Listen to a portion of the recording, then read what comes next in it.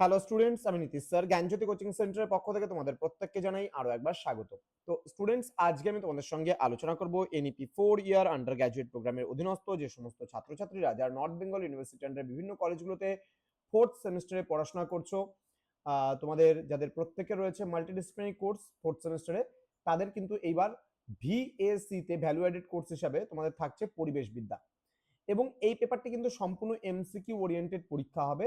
তো যারা এখনো আমাদের চ্যানেলটিকে সাবস্ক্রাইব করনি তারা অবশ্যই চ্যানেলটিকে সাবস্ক্রাইব করে পাশে থাকা বেল আইকন অল প্রেস করে দাও, যাতে নেক্সট টাইম থেকে কোনো গুরুত্বপূর্ণ আপডেট দিলে পারে তার নোটিফিকেশনগুলো তোমরা পেতে পারো। তো আজকে জীববৈচিত্র্য ও তার সংরক্ষণ থেকে আজকে পার্ট 1 ভিডিও কিছু এমসিকিউ গুরুত্বপূর্ণ প্রশ্ন 20টা নিয়ে আলোচনা করব। তো যারা অনলাইনে আমাদের থেকে নোটস পত্র নিতে যাচ্ছ, মাল্টিডিসিপ্লিনারি কোর্সের স্টুডেন্টরা ফোর্থ সেমিস্টারের সমস্ত সাবজেক্টগুলো পেয়ে যাবে একই ছাদের নিচে। আমাদের অফিসিয়াল নাম্বারে যোগাযোগ করো 7076398606 নাম্বারে, অথবা 6295916282 নাম্বারে। তোমাদের টোটাল কোর্স ফি রয়েছে তোমাদের এই সাধ্যের মধ্যে জাস্ট 1199 রয়েছে মেজর কোর্সের স্টুডেন্টদের জন্য, আর 699 রয়েছে মাল্টিডিসিপ্লিনারি কোর্সে যারা স্টুডেন্ট রয়েছে তাদের জন্য। তো চলো শুরু করছি আজকের ক্লাসটা। প্রথম প্রশ্ন, বায়োডাইভার্সিটি শব্দটি কত সালে প্রবর্তিত হয়? 1985। বায়োডাইভার্সিটি শব্দটি কে প্রথম প্রবর্তন করেন? ডব্লিউ.সি. রসেন। ওকে, নেক্সট প্রশ্নে আমরা চলে আসব। জীববৈচিত্র্যকে বৈশিষ্ট্য অনুসারে কতগুলি প্রধান শ্রেণীতে বিভক্ত করা যায়? 3টি। একই প্রজাতিভুক্ত উদ্ভিদ বা প্রাণীর শারীরিক বৈশিষ্ট্যের পার্থক্য ঘটে জীববৈচিত্র্যের কোন বৈচিত্র্যের জন্য? এটা হবে জিনগত বৈচিত্র্যের জন্য। নেক্সট, দুটি বা বেশি প্রজাতিভুক্ত প্রাণীকে পৃথকীকরণ করা যায় জীববৈচিত্র্যের কোন বৈচিত্র্যের ভিত্তিতে? এটা হবে প্রজাতিগত ভিত্তিতে।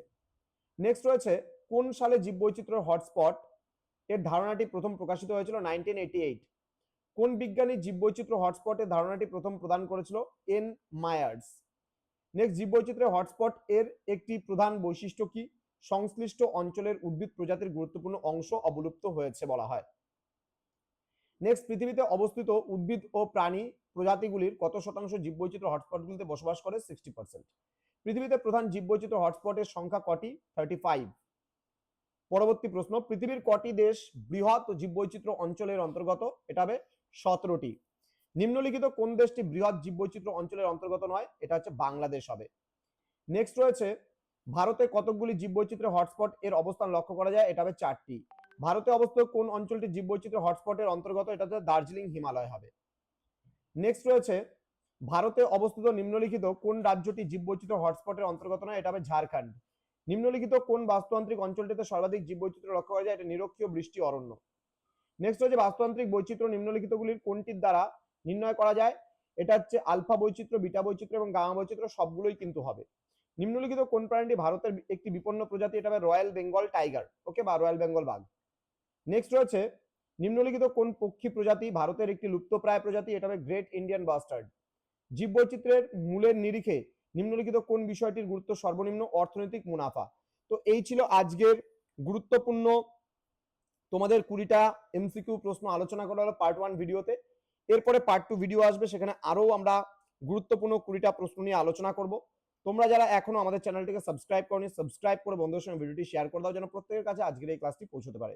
দেখা হচ্ছে খুব তাড়াতাড়ি আরো একটা নতুন ক্লাস নিয়ে তোমাদের সঙ্গে। তোমরা প্রত্যেকেই ভালো থেকো, সুস্থ থেকো। Thank you so much, thanks for watching after all, thank you.